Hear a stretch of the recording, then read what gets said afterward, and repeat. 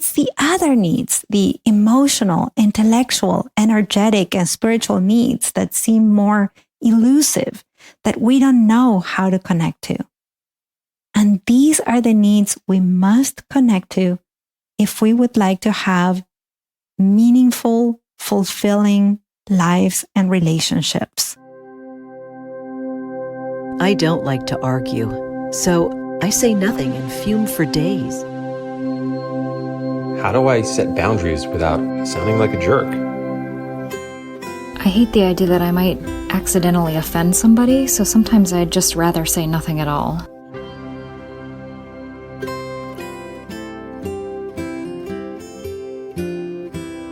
Welcome to the Language Alchemy Podcast, and thank you for joining me today. This is your host, Alejandra Siroka, a transformative communication teacher and coach who's devoted to helping multicultural individuals and couples engaged in personal growth transform their lives and relationships through conscious communication. Thank you so much for joining me. If you listened to the last episode 138, then you know that the last episode was the first episode of the Communicating Needs Skillfully series. Today, you are going to listen to part 2 of the series, and you are going to learn how to connect to your needs. As I shared in part 1, last episode, most women find it hard to communicate their needs. Whether you are female or identify as one, or even if you aren't female or do not identify as one, when communicating your needs has been difficult for you for most of your life, most likely you had to disconnect from your needs. So what I'm going to share with you today is my lifelong practice to connect to your needs so that you can communicate them.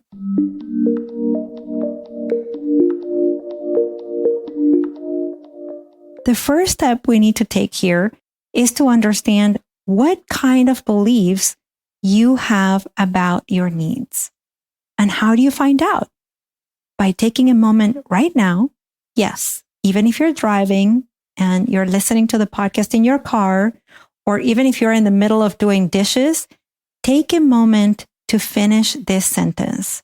My needs are. Just say to yourself, my needs are, and voice whatever words come out. It'll just take a second. Finish that sentence.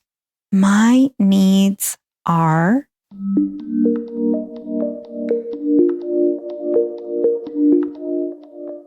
Okay, if you did this, if you finished that sentence about your needs, then you've been able to uncover a belief or some beliefs you may have about your needs. When I do this with my female clients, I often hear something like, my needs are too much. My needs are too big. My needs are invisible. My needs are a burden to others. My needs are ridiculous. They're too small. My needs are uncomfortable for others. My needs are something that can never be met. My needs are for myself only. My needs are something others will laugh about. My needs are something nobody cares about. My needs are a heavy weight I need to carry. My needs are my responsibility. My needs are not important. Perhaps hearing about these beliefs, you resonate with some of them. Then most likely, when you have needs or perhaps a particular need, you dislike your needs. You reject them, deny them, minimize them. You feel vulnerable to have them. So you hide them. You pretend you don't have them. In other words, you disconnect from your needs. And if you do some of these things when you have needs or certain needs, then know that you are in good company. Most women do.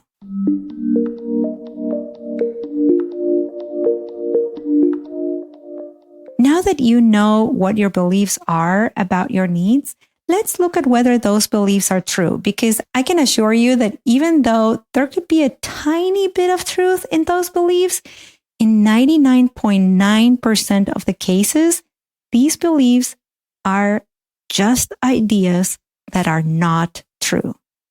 For example, if you believe that your needs are something that can never be met, I'd like to share with you that you wouldn't be here listening to this podcast if you haven't already tended to some of your needs.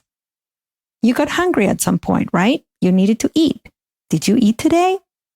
How about your lungs, your heart, your brain consistently needed oxygen? You needed to breathe. Did you breathe today? Of course you did. You're doing it right now. Every organ in your body has needs every single day. And perhaps you enjoy meeting at least some of your body's needs. I enjoy giving my body food, movement, fresh air. In the last 2 years, I've enjoyed giving my body more rest. Yes, I've been an energizing bunny for most of my life, but now my energy has changed and my body needs more rest. Every single body has needs. It's not just you. Needs are natural and an intrinsic aspect of being alive. And because you're not just your body, your heart has some needs too. And I'm not talking about the organ in your chest. I'm talking about your emotional heart.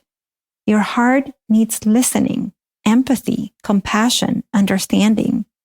Your heart needs love, connection, companionship. Your heart needs harmony, joy, belonging. And guess what? It's not just your heart that has all these beautiful needs. Every person's heart does too. And how about your mind? Well, your mind has needs too. Your mind needs clarity and focus at times. At other times, it needs calmness and relaxation. Your mind needs creativity and flow, as well as reflection, health, well-being, discernment. Oh, and it's not just your mind that has all these precious needs. Oh no, every human mind has these needs too. And because you're not just a physical body, an emotional being, or a mind, and you're also energy and spirit, your energy and your spirit also have wonderful needs, such as expansion, flow, interconnectedness, awareness, peace, well-being, deep connection, authenticity, meaning, purpose, expression. And just like your energy and your spirit have all these beautiful needs, everybody's energy and spirits have them. I'm using the words beautiful, wonderful, and precious because one of my teachers, Robert Gonzalez, used to talk about needs as the most precious gifts we have to affirm our lives. Another teacher I had, Marshall Rosenberg, believed that every thought and every action was an attempt to meet a need. And you don't have to agree with them to understand that every living being has needs. Your needs don't have to be good or bad. They're just human needs. And because you are human, my dear, you have needs.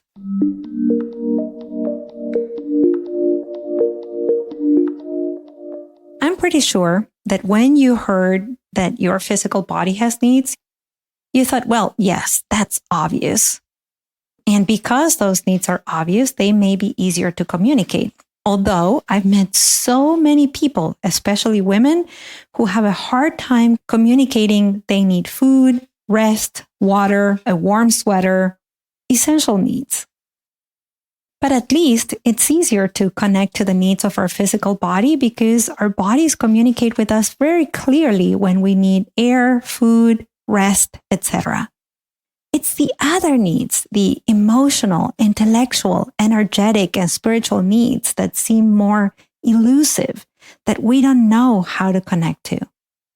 And these are the needs we must connect to if we would like to have meaningful, fulfilling lives and relationships. And we need to be able to communicate these needs, or else, how will others contribute to our life?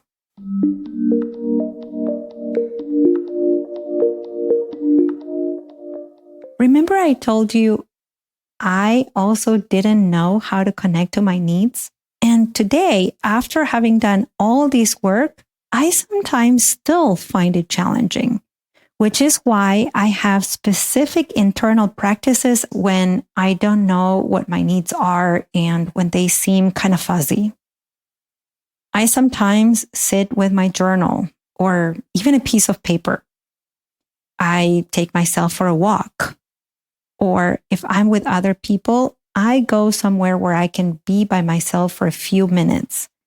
Even if the only place I can go to is the bathroom, I take myself to the bathroom. What I do is to stop what I'm doing and I consciously redirect my full self, mind, heart, energy, spirit, body, and my communication in a way that I can be with that full self for a little while. Once I am somewhere with myself, I ask myself several questions. First, I ask myself, what's truly going on for me right now?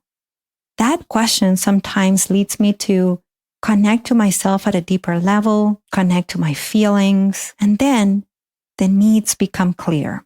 Then I ask myself, what do I need right now? I know this question is hard in the beginning, but with practice, it's easier and easier, and it can be enough. You could be done after this. But if I get nothing with that question, then I ask myself, what's important for me in this moment or for this situation? This question helps me connect to my values. And once I connect to my values, that connection can lead me to the needs.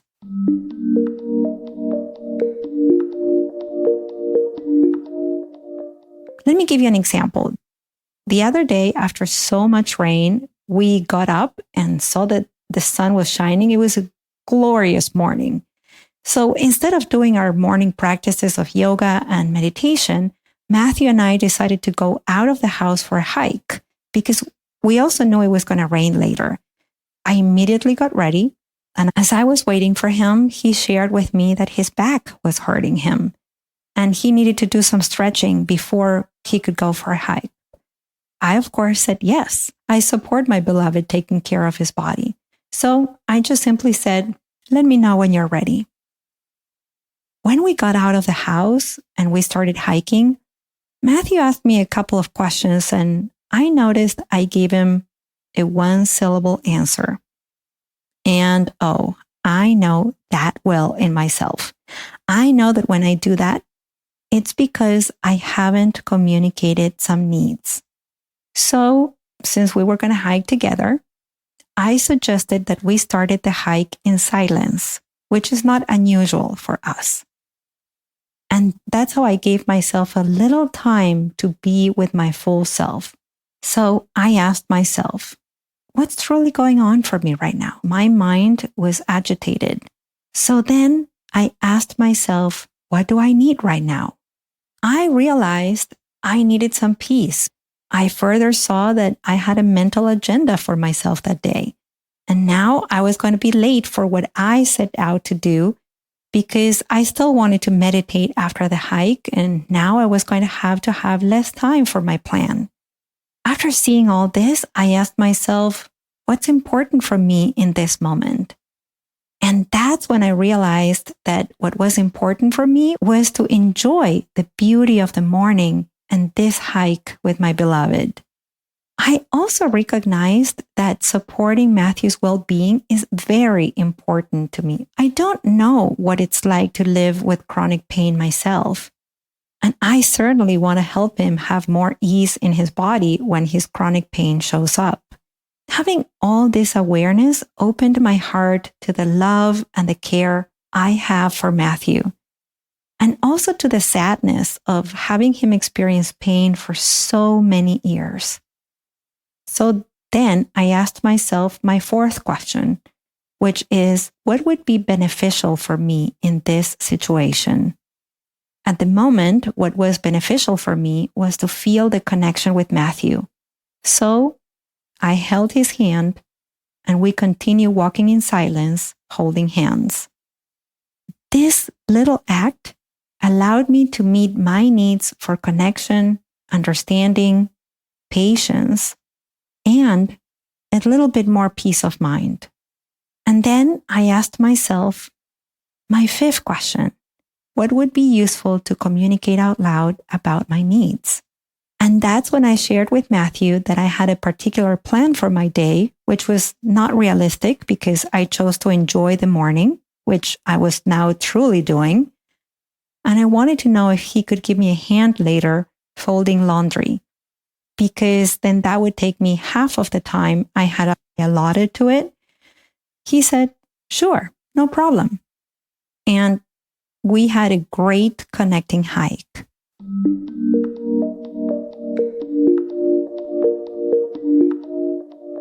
When you don't know what your needs are, ask yourself these 4 questions.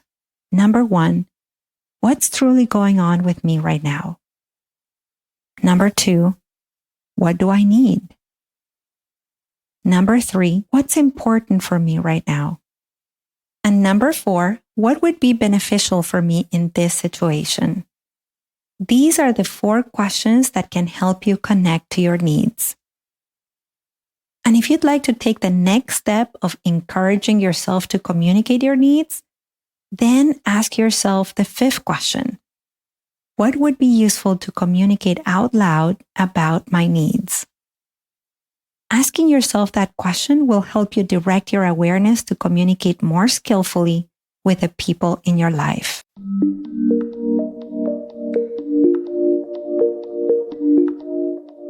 If you are someone who struggles to communicate your needs, and you also find it challenging to connect to your needs, to know what your needs are, then let me support you.